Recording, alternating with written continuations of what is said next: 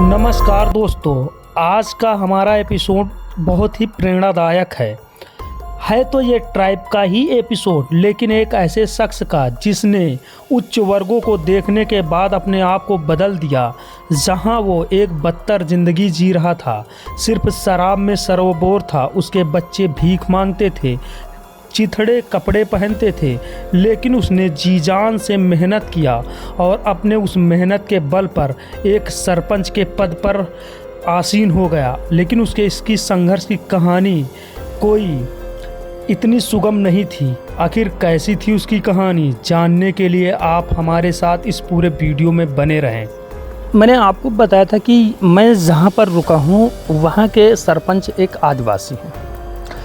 इन्होंने अपने जीवन में बहुत सारी कठिनाइयों को झेला है। इससे पहले उन्हीं आदिवासियों की तरह इनका जीवन भी था।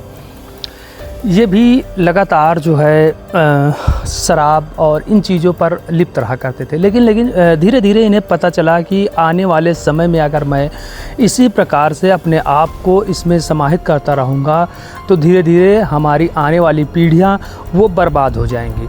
लेकिन आखिर इसकी कहानी कैसे इन्होंने इनके जिस तरीके से पूर्वज रहते थे, आज इन्होंने एक सरपंच के पद तक पहुंच चुके हैं। आखिर ये सफ़र इन्होंने कैसे तय किया है, ये सारी कहानी हम जानेंगे इन्हीं से। तो आपका हमारे चैनल में बहुत बहुत स्वागत है। चाचा जी, आपका सबसे पहले नाम क्या है? शिव बालक राम। शिव बालक राम। अच्छा, मुझे पता चला कि आप एक आदिवासी हैं। हाँ।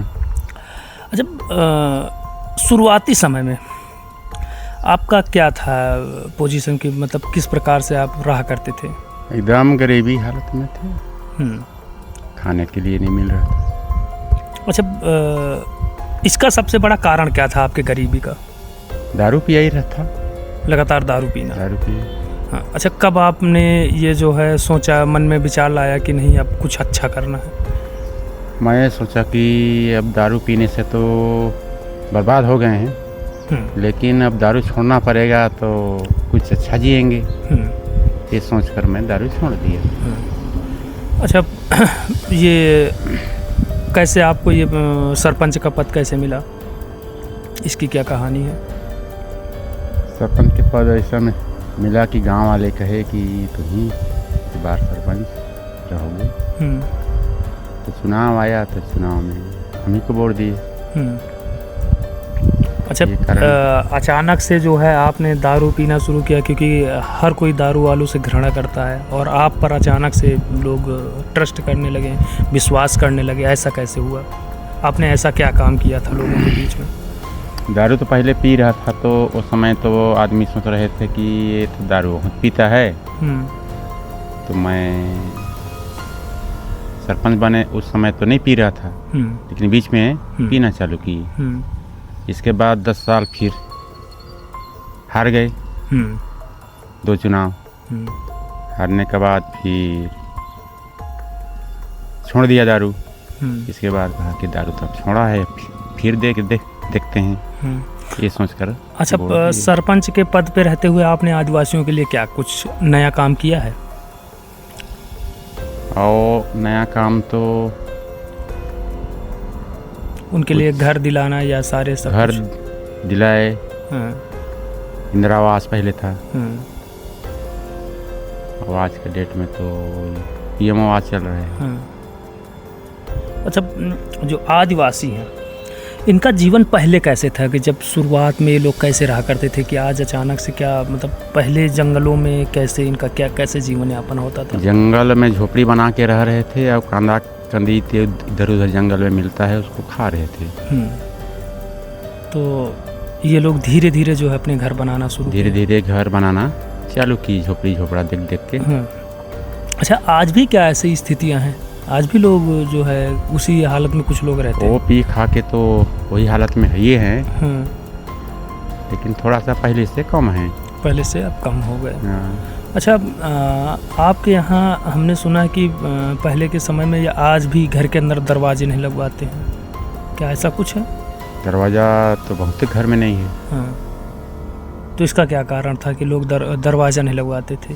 यहाँ की ईमानदारी है लोगों की, या फिर दरवाजे के लिए कुछ कारीगर नहीं मिलते थे, ऐसा क्या था? कारीगर तो मिलते हैं, लेकिन बनवाने भी नहीं चाहते हैं। कि दरवाज़ा बनवाएं कि नहीं बनवाएं, वैसे ही खुला में रहते हैं। अच्छा, आइए अब इनका थोड़ा सा आपको लोगों का घर दिखा दूँ, किस तरीके से ये जो है मेहनत करके आज इस मुकाम पर पहुँचे। कहते हैं कि एक समय था जब इनके पास ना घर था ना कुछ था, लेकिन आज इन्होंने अपने आप को इस मुकाम पर पहुँचा दिया है कि कई सारे गाँवों का पालन पोषण तक ये करते हैं अपने ही पैसों से। यानी कि वो आदिवासी सारा दिन पीना खाना, तो उसके बाद भी ये उनका सहयोग करते रहते हैं। तो आइए दिखाते हैं आपको।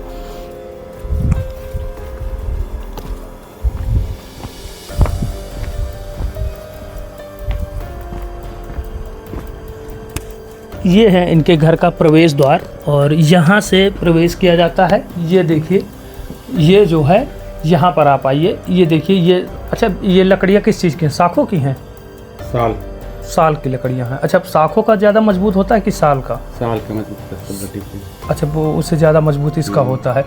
तो ये है, इन्होंने क्या किया कि इसको जो है नीचे से पहले कुछ बड़ी बड़ी धनिया डाल दिया और उसके ऊपर जो है ये स्ट्रेट में कुछ खड़ा करके उसके बाद आड़ी तिरछी लगा करके इसे तैयार किया। और इसके बाद यहाँ से इनके पूरे आंगन में आप प्रवेश करते हैं। ये आंगन में है। तो बहरहाल हर किसी का आंगन तो आपको कच्चा मिलेगा, लेकिन इन्होंने अपना घर काफ़ी सजा के रखा हुआ है।